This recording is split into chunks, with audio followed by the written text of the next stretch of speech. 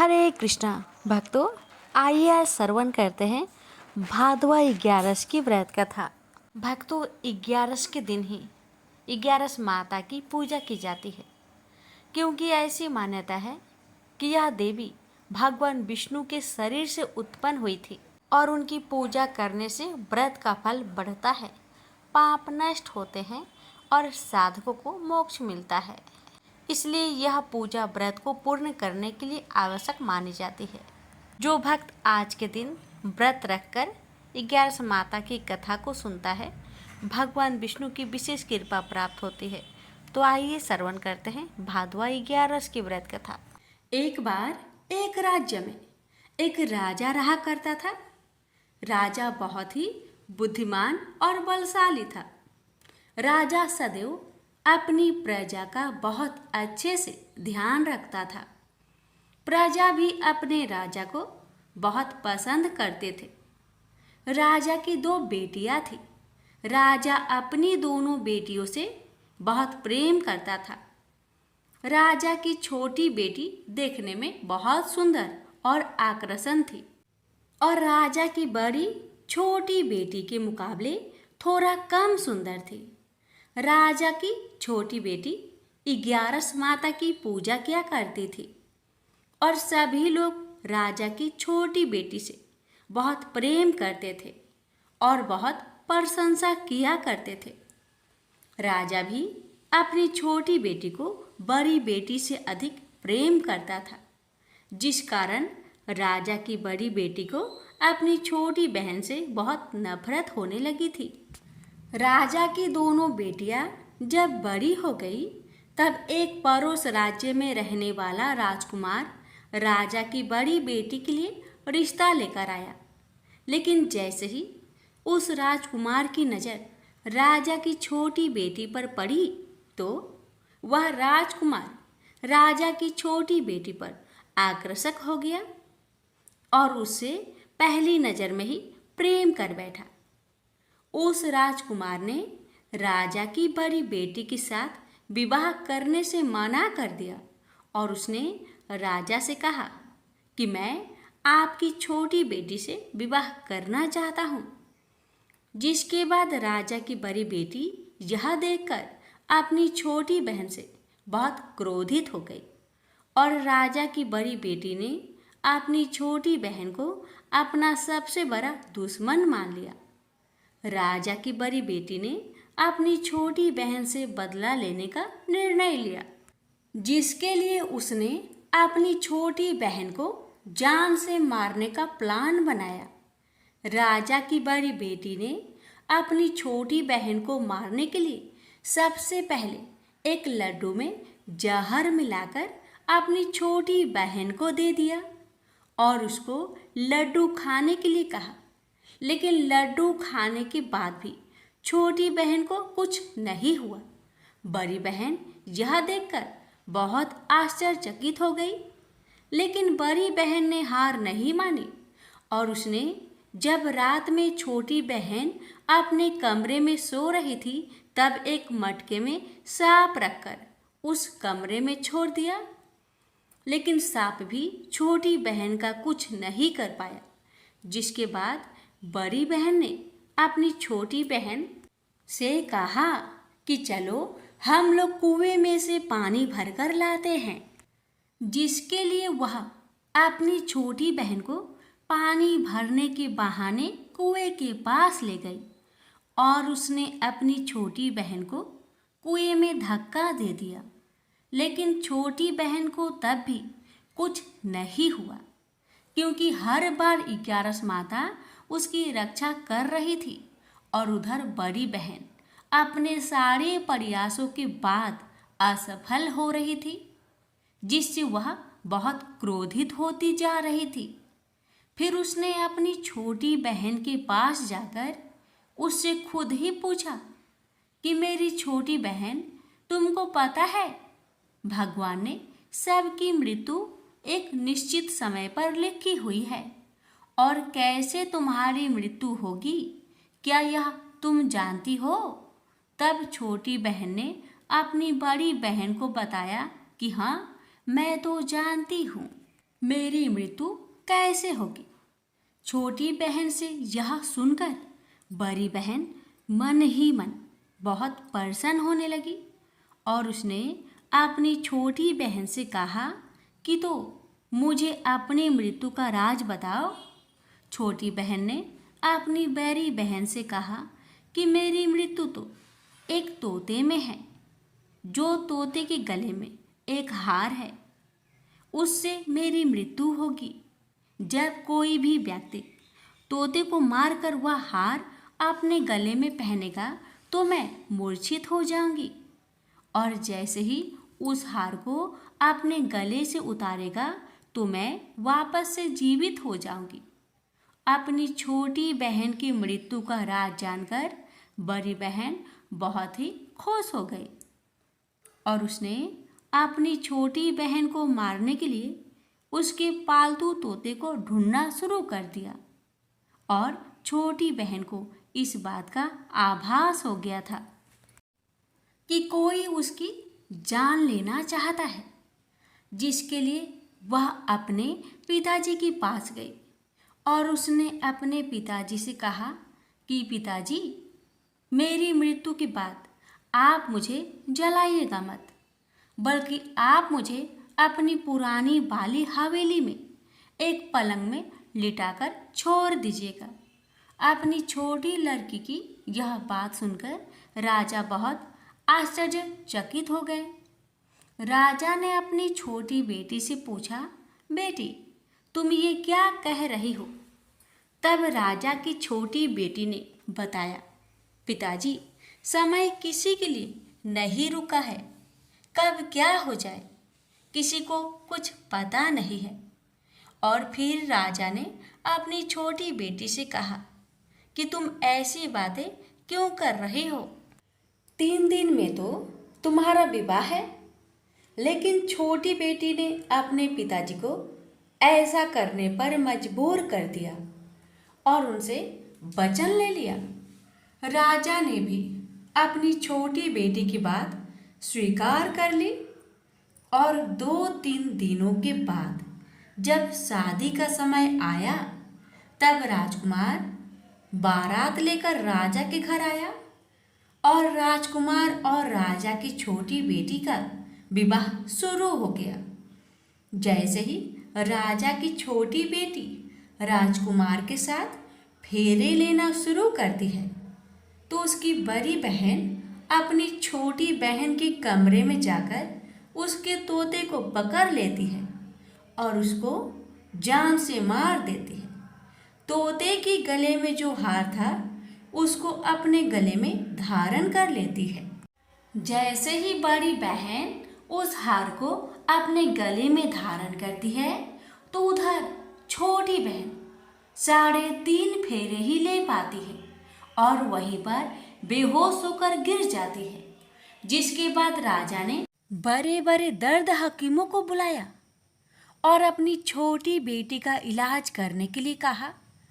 राजा की बात सुनकर वैद्य ने छोटी बेटी को जब चेक किया तो राजा को बताया कि आपकी छोटी बेटी ना तो जीवित है और ना ही मरी हुई है।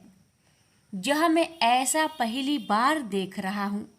राजा ने वैद्य और हकीम को यह बात बाहर बताने से मना कर दिया और उनको कहा कि अगर तुमने यह बात किसी को बाहर बताई तो हम तुम्हें फांसी दे देंगे। राजा ने अपनी छोटी बेटी को पुराने महल में ले जाकर एक पलंग में लिटा दिया और वहाँ पर कुछ सैनिक को तैनात कर दिया। वापस अपने महल पर आ गया।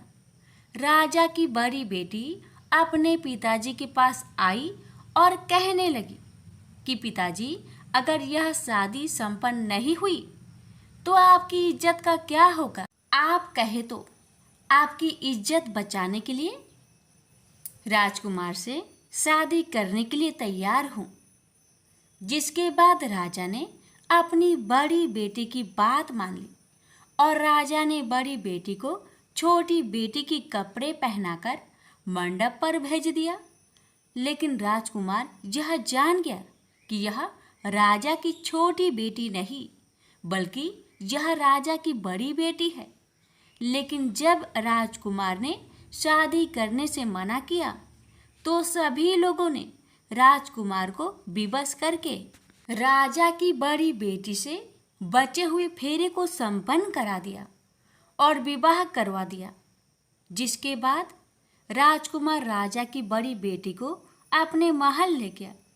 राजकुमार राजा की बड़ी बेटी से ना तो बात करता था, न ही उसको पसंद करता था और ना ही उसके आसपास भटकता था। और राजकुमार ने यह फैसला लिया था कि वह अपनी प्रेमिका को ढूंढ कर रहेगा और यह जानकर रहेगा कि उसके साथ हुआ क्या है। एक दिन राजकुमार अपने घोड़े पर सवार होकर राजा के पुराने महल के पास पहुंच गया, जहां पर उसने कुछ सैनिकों को देखा। महल के पास पहुंचकर राजकुमार ने जब महल को ध्यान से देखा तो वह समझ गया कि यह तो हमारे ससुर जी का महल है। तब राजकुमार ने सैनिकों से पूछा, तुम लोग यहाँ क्या कर रहे हो और इस महल के अंदर उस पलंग में कौन लेटा है? जिसके बाद सैनिकों ने बताया कि यहाँ पर राजा की छोटी बेटी लेटी है। यह सुनकर राजकुमार बहुत प्रसन्न हो गया और वह तुरंत अपनी प्रेमिका के पास पहुँच गया और उसकी सेवा करने लगा। जैसे ही रात हुई तो राजा की छोटी बेटी उठकर खड़ी हो गई।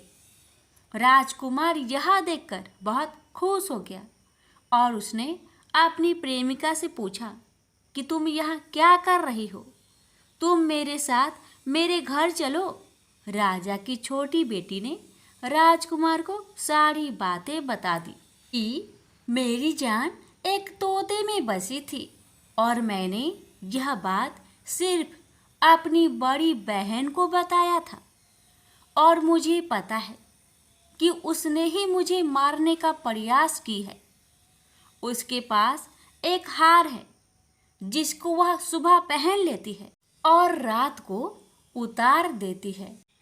जब तक वह हार को पहने रहती है तब तक मैं मूर्छित रहती हूँ और जैसे ही वह हार को उतार देती है तो मैं जीवित हो जाती हूँ और जब तक मेरी बड़ी बहन के पास वह हार है तब तक मैं ऐसे ही जीवित और मूर्छित होती रहूँगी। अगर मेरी बड़ी बहन के पास जो हार है वह मेरे हाथ में लग जाए तो मैं हमेशा के लिए जीवित हो जाऊंगी। राजकुमार यह बात सुनकर राजा की छोटी बेटी के पास रहने का निर्णय ले लिया और अपने बचे हुए सारे फेरे उस पलंग में लेटी राजकुमार की छोटी बेटी के साथ ले लिया और अपना विवाह पूर्ण कर लिया और वहीं पर ही रहने लगा। देखते ही देखते कुछ समय में राजा की छोटी बेटी और राजकुमार की पत्नी पेट से हो गई। एक दिन राजकुमार को किसी काम से बाहर जाना पड़ा।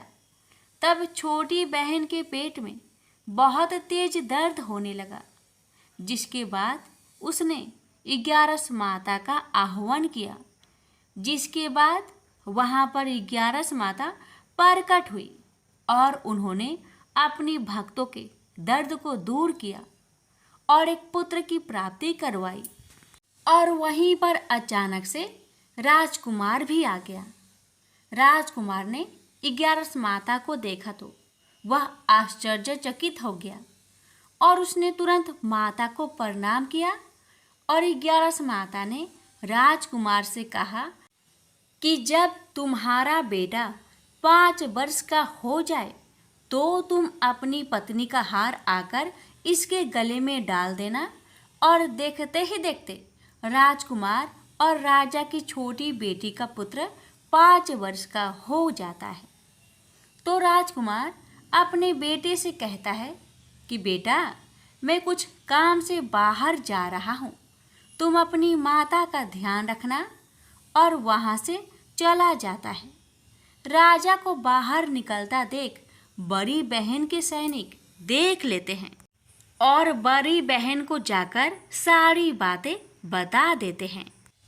जिसके बाद बड़ी बहन अपनी छोटी बहन के पुत्र को वहां से उठवा लेती है और उसको मरवा देती है। छोटी बेटी के पुत्र को 2 टुकड़े करवा देती है। पहला टुकड़ा चक्की के पास छुपा देती है और दूसरा टुकड़ा अपनी पलंग के नीचे रख देती है। अब 11 माता भिखारी का रूप लेकर आती हैं। एक भिखारी का रूप रखकर बड़ी बहन के पास चली जाती है।